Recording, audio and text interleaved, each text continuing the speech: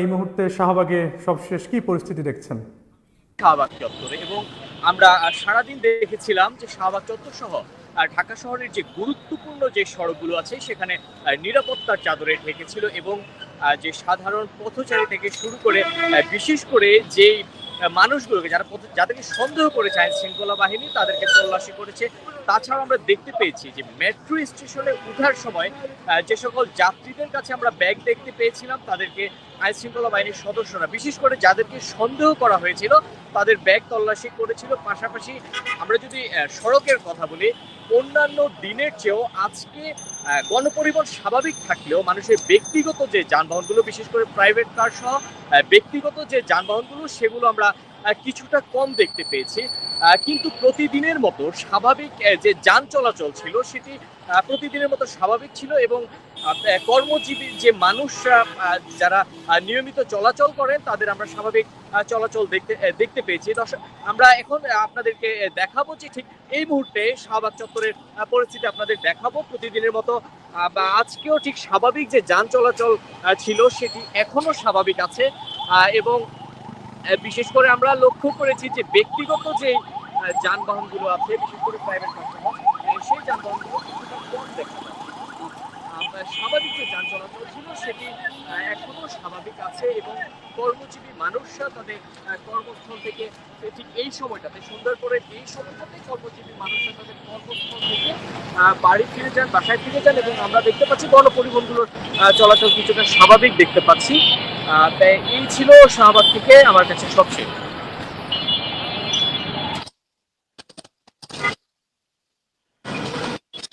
বেশ উত্তপ্ত ছিল, আমরা দেখেছি দফায় দফায় ককটেল বিস্ফোরণ ঘটেছে।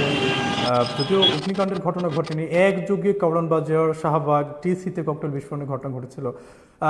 আজকে সারাদিন এই ধরনের কোনো পরিস্থিতি সৃষ্টি হয়েছিল কিনা, বা ককটেল বা এই ধরনের কোনো কিছু পুলিশ উদ্ধার করেছে কিনা, বা ওই এইসব অঞ্চল থেকে কাউকে আজকে গ্রেপ্তার করা হয়েছে কিনা একটু জানাবেন।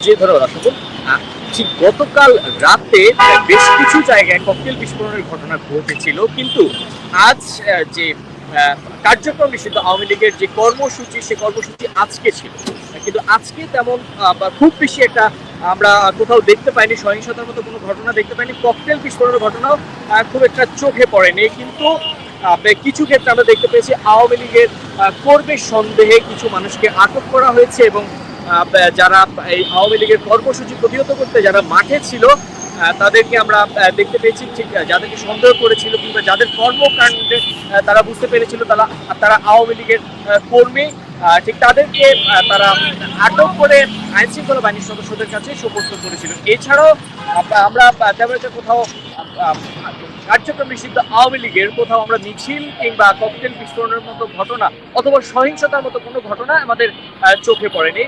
আশা করি।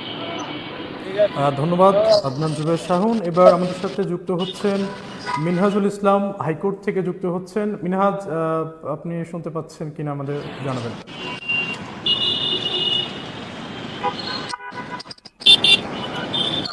মিনহাজ শুনতে পাচ্ছেন আমাদের? হ্যাঁ, আমি আপনাকে শুনতে পাচ্ছি। আশা করি মিনহাজ, একটু জানাবেন যে এই মুহূর্তে হাইকোর্টের আশেপাশের পরিস্থিতি কেমন দেখছেন? আশরাফুল, ধন্যবাদ আপনাকে। এই মুহূর্তে হাইকোর্ট এলাকায় সারাদিনে আমরা তেমন কোনো ঘটনা আসলে দেখতে পাইনি। যান চলাচল স্বাভাবিক ছিল। আজকে আপনি জানেন যে আহ, কার্যক্রমে নিষিদ্ধ ঘোষিত আওয়ামী লীগের যে লকডাউন কর্মসূচি, সেই কর্মসূচি দিয়ে হাইকোর্ট এলাকায় কড়া নিরাপত্তা জোরদার করেছিল আইন শৃঙ্খলা বাহিনী। বিশেষ করে আমরা দেখেছি যে র্যাব, বিজিবি এবং সেনাবাহিনীর সদস্যরা কিন্তু এখানে মোতায়েন ছিলেন। বিপুল সংখ্যক পুলিশ সদস্যরা কিন্তু এখানে মোতায়েন ছিলেন।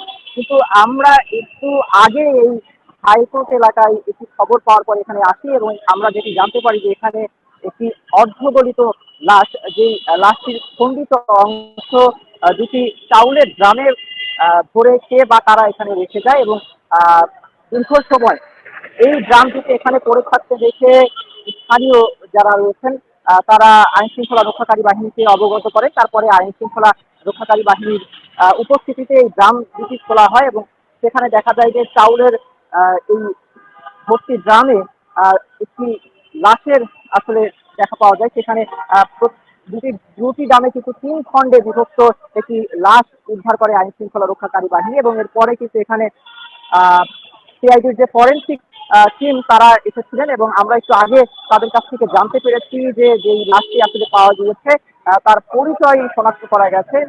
তার নাম আশরাফুল হক, তিনি রংপুরের বদরগঞ্জ এলাকার বাসিন্দা বলে জানিয়েছে আইন শৃঙ্খলা রক্ষাকারী বাহিনী, যারা একটু আগে এখানে এসেছিলেন, এবং তার বয়স আনুমানিক ৪৩ বছর।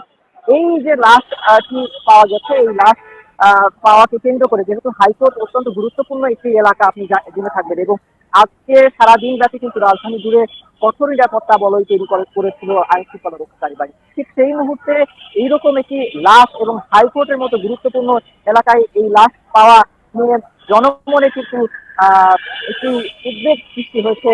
তারা আসলে প্রশ্ন জেগেছে, তারা প্রশ্ন করছেন যে আসলে এরকম গুরুত্বপূর্ণ জায়গায় কে বা তারা আসলে এই লাশ ছেড়ে গেল, সেটি নিয়ে কিন্তু তারা প্রশ্ন করছেন, মিনহাজ, এবং চাঞ্চল্যের তৈরি হচ্ছে যে মিনহাজ একটু জানাবেন যে গতকাল বিভিন্ন রাজনৈতিক দলের নেতারা বিক্ষোভ করেছে, আজকে আসলে হাইকোর্ট বা আশেপাশের এলাকায় কোনো রাজনৈতিক দলের অবস্থান আছে কিনা, এবং সেটা থাকলেও কতক্ষণ পর্যন্ত ছিল সবশেষ? না, আমরা এখনো পর্যন্ত এরকম কোনো অবস্থান এখনো দেখতে পাইনি। এখন পর্যন্ত স্বাভাবিক আছে এখানে যান চলাচল। আমরা সারাদিন দেখেছিলাম যে আহ, বিভিন্ন রাজনৈতিক দল নেতা কর্মীরা মনে মনে কিন্তু শোডাউন দিচ্ছিলেন, তারা বাইক নিয়ে স্লোগান দিচ্ছিলেন। তবে এখন পুরোপুরি স্বাভাবিক আছে। এই হাইকোর্ট এলাকায় এরকম কোনো সমস্যা বা কোনো রাজনৈতিক দলের নেতা কর্মীদের উপস্থিতিও আমরা এখন পর্যন্ত আসলে দেখিনি সন্ধ্যার পর থেকে।